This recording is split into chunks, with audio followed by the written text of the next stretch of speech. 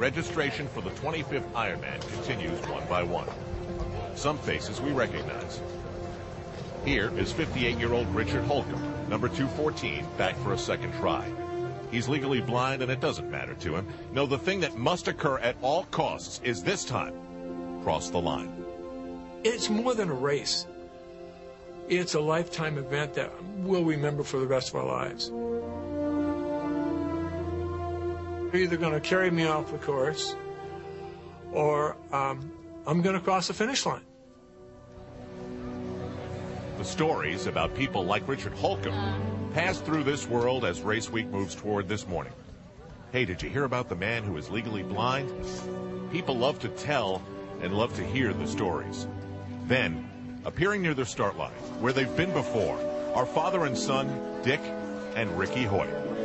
There is no one here who hasn't heard about them, their story, and a human commitment that goes far beyond and far back.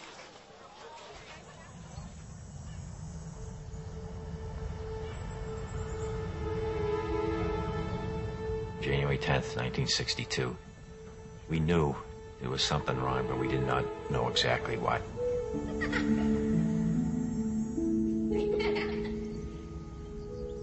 The doctor said, forget Rick. Put him away, put him in an institution. He's going to be nothing but a vegetable for the rest of his life.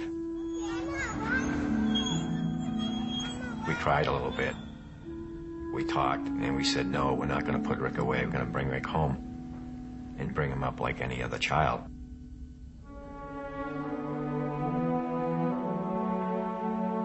We knew Rick was smart. We could tell by looking in his eyes. And when we talked to him, he was paying attention to what we were saying. So we wanted to get a computer built so Rick could communicate with us. Everybody came to our house that night for Rick to say his first words. And everybody was betting, what is the first words Rick is ever going to say? His mom saying, it's going to be, hi, Mom. And me, the dad, saying, no, it's going to be, hi, Dad. Well, the Boston Bruins were going for the Stanley Cup, and the very first words Rick ever said was, go Bruins. Dick is a military man, so he knows a thing or two about commitment. This time, he's just months removed from a heart attack. This gift that he gives to his son, or is it the other way around? Either way, it all started when Rick heard about a charity run for a paralyzed athlete. He asked Dad, and Dad said yes.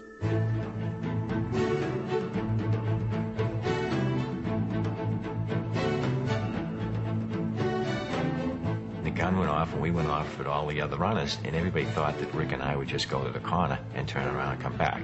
Well, we didn't. We finished the whole 5 miles, coming in next to last, but not last. And when we got home that night, Rick wrote on his computer, Dad, when I'm running, it feels like my disability disappears. So that was a very powerful message to me, that we finally found a sport that Rick could get involved in just like everybody else.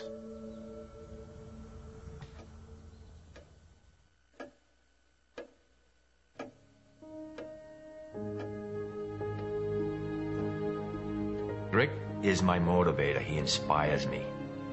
To me, he's the one out there competing, and I'm just loaning him my arms and my legs so that he can compete. There's just something that gets into me when I'm out there competing with Rick that I can't explain it, and we're able to go faster. And it's just an unbelievable feeling.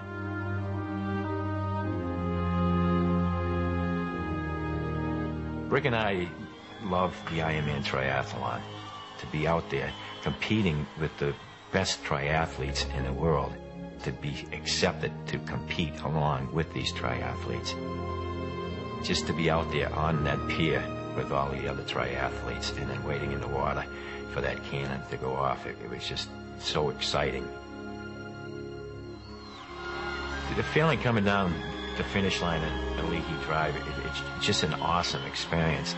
With the crowd there, all the excitement, the noise, and the announcers announcing, all the adrenaline just gets flowing.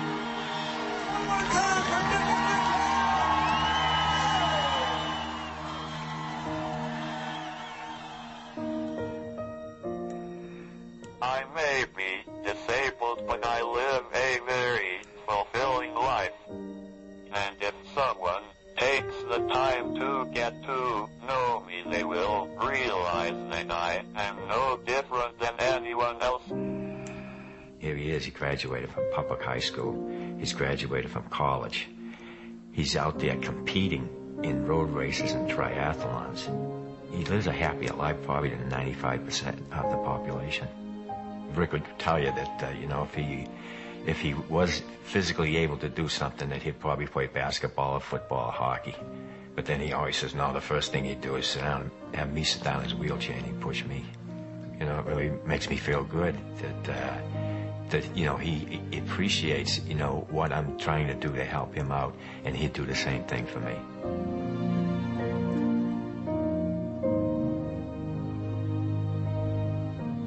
Our message is, yes, you can. You can do anything you want to do as long as you make up your mind. You can do it.